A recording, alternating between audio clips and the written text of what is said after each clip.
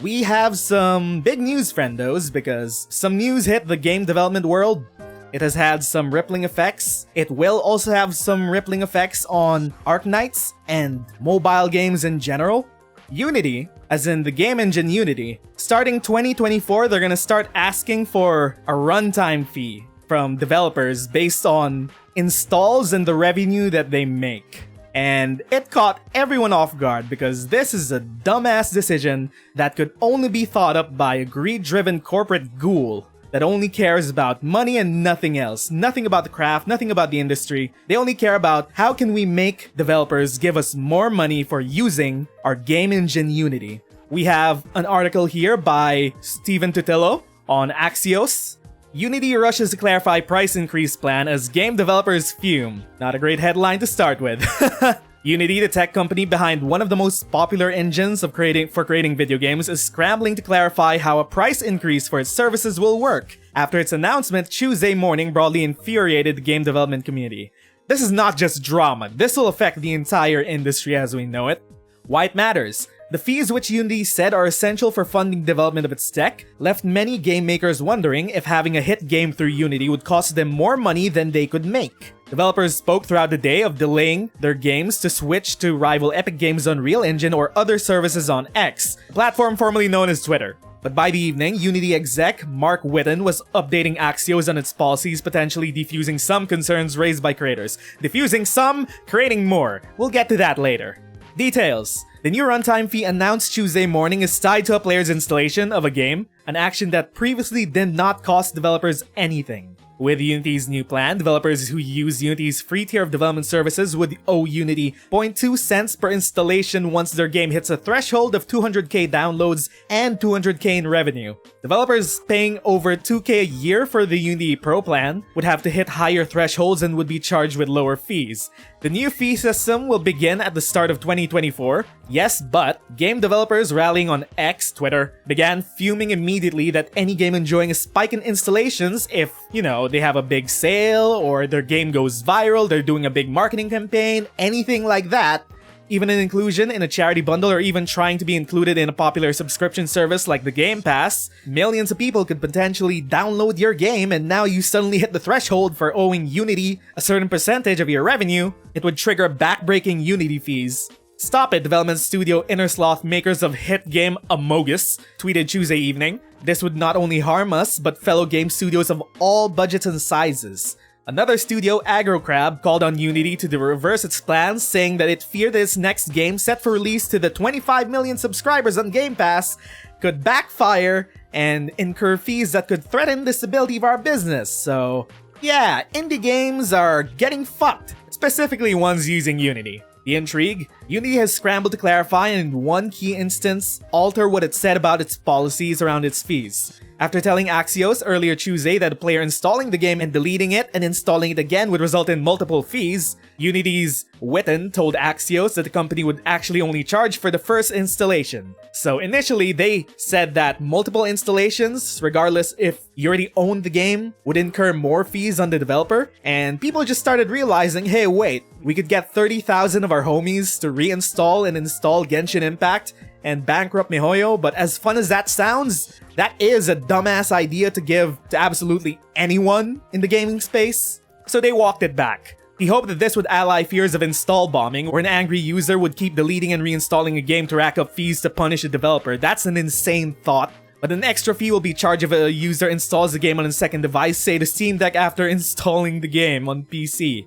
They just want to milk game developers every single way. Runtime fees will not also be charged for installation of game demos, Whitten said, unless the demo is part of a download that includes the full game. So early access game will be included in the install charges. Early access games are supposed to be development previews where games get continually developed upon. Games offered for charity included in charities will be exempt from the fees. Unity will provide a way for developers to inform Unity that their games are being offered that way. Yeah, sure. We'll trust Unity. We'll get to that more sooner or later. As for Game Pass and other subscription services, Whitten said that developers like AgroCrab would not be off the hook as the fees are charged to distributors, which in the Game Pass would be Microsoft. So Yeah, dude. They're still charging the download of the games, but they're gonna fight Microsoft for it. I don't think Microsoft will take that lightly. Witten estimates that only about 10% of Unity developers will wind up having to pay any fees, given if they reach the threshold. Yeah, the threshold itself is very arbitrary. 10%, sure buddy. Sure. Our core point with this is simply to make sure that we have the right value exchange so that we can continue to invest in our fundamental mission to make sure that we can deliver the best tools possible for people to make the great games. We're not scamming anyone, Mr. Dubois. It's not fun to get a bunch of angry feedback on any particular day, and I think that is us needing to clarify some of these points. But we're listening, and we will continue to make sure that we deliver the best that we can. Bullshit.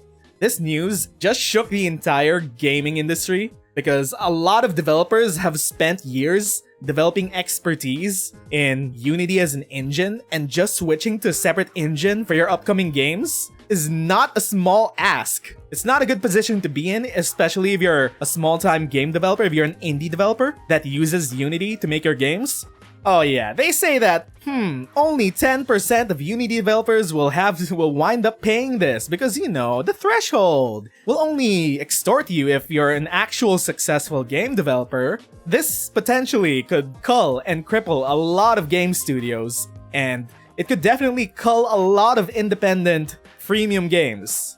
Make a game. Game is freemium. Game makes 200k from in-app purchases after being installed 3 million times. Now owe Unity 20 cents per 2.8 million installs, aka 560k. That's 360 more than you would have made. This thing over here, how are installs tracked? Asks Cactus VR Studios. We leverage our own proprietary data model, so you can appreciate that we won't go into that in a lot of detail, but we believe it gives us an accurate determination of the number of times the runtime is distributed for a given project.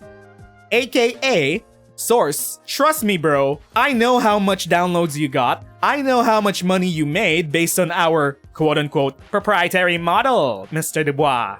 It's retroactive too, so not only starting 2024, they're gonna start extorting people for installs moving forward, they're gonna extort people and game developers for installs and revenue made in the past, everything. And they're just gonna say, trust us bro, we know exactly how much money you made based on our proprietary data model. Huh, right. If you're wondering what kind of corpo ghoul would have this idea to do such a thing, Unity CEO John Riccitiello, I don't know how to pronounce his name, I don't care how to pronounce his name, was an EA CEO when FIFA 09 launched with loot boxes. This guy, he innovated the loot box system for FIFA, and last year he said that devs making games without monetization are fucking idiots. In an EA shareholder meeting, he entertained the idea of charging $1 to reload an ammo clip in Battlefield. This is cartoonish levels of villainy. On September 6th, the Unity CEO, John What's-His-Face, sold 2,000 shares of the company. So a week ago, this guy sold 2k shares of his company, and then a week later, he dropped some news that would tank the company's reputation within the whole global industry. That sounds a lot like insider trading. What the fuck? How does this rabbit hole go deeper? So yeah, this whole thing, it has shook the gaming industry because a lot of our favorite games are run on Unity. Arknights itself is run on Unity. Many successful gacha games are run on Unity. I'm predicting that if this does push forward in where they'll charge you a retroactive and moving forward fee based on your revenue and downloads, is that all the big gacha games, they're gonna afford this. Like, as the saying goes, a fine is a slap on the wrist for the rich and an actual punishment for the poor. So all the big gacha games that have made millions of dollars off of the gambling money that they got from predatory business practices, they're gonna be a-okay. They're gonna be fine. They can afford the slap on the wrist of the fine of paying Unity per download. However, the ones that'll actually be hurting are the indie developers, the ones that are launching new games on the market. I'll predict a lot of niche and smaller freemium games are going to be culled if this pushes forward. Make a game. Game is freemium. Make 200k in purchases in the first month, it got downloaded 3 million times. Suddenly, you owe Unity way more than what you actually made just because of the downloads. It's per download. It's not a tier that you reach. It's per fucking download. This is insane. It makes making smaller games a lot more dangerous, because if your game goes viral, or if you have a marketing campaign that pushes it, but it doesn't have the sustainability, it could be bankrupt by Unity alone. That's just from the fees. Like, who thought this was a good idea? A fucking ghoul! A fucking corpo ghoul! So, the big gacha games are not gonna be affected by this. Smaller indie studios are gonna be the most affected. So yeah, this is insane news. And some of the funniest reactions from this news have actually come from other gacha game players. They're like, wow, look at this corporate greed and overreach. How dare Unity? They are so greedy. Meanwhile, defending the gambling in a gacha game. My guys, you play gacha games and it's a glass house. Please extend the same criticism of corporate greed and overreach back to the games that we play. Please. It's like they're criticizing Unity, but at the same time, they turn a blind eye to the same kinds of corporate greed and overreach that gacha game companies do. As usual, friendos, I am not the most kind. I'm not the type of person to empathize with gacha game companies because of the type of monetization that they choose to use on consumers. But by far, indie game companies are still the biggest victims of this. Let's not forget that. We can celebrate that MiHoYo is going to get taxed, tax the rich, But at the same time, small indie game companies are still gonna suffer and be collateral damage in all of this. Let's not forget that. Not good news overall. It is wild-ass news. Unity charging a runtime fee for installs per install. And just cutting into revenue like that, with arbitrary numbers, with an arbitrary system that they say that, you know, trust us bro, we know exactly how much you and your game made. I know you made $1 million and you got 2 billion downloads, you can't lie to us. We have a proprietary data model that says that you did, surely. So it's not a one-to-one thing where a dev just tells Unity, hey, this is how much we made. No, they're gonna guesstimate it on their own, and then they're gonna decide on their own how much you owe them. It's wild.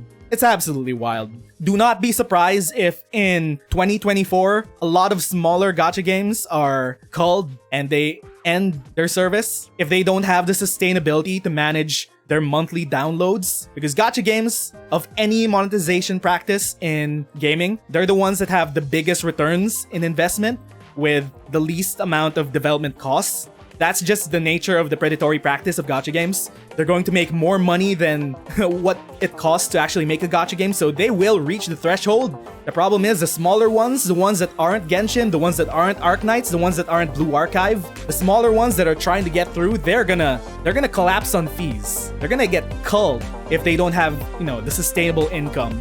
That's our news. Big news hitting the industry, going to affect a lot of places.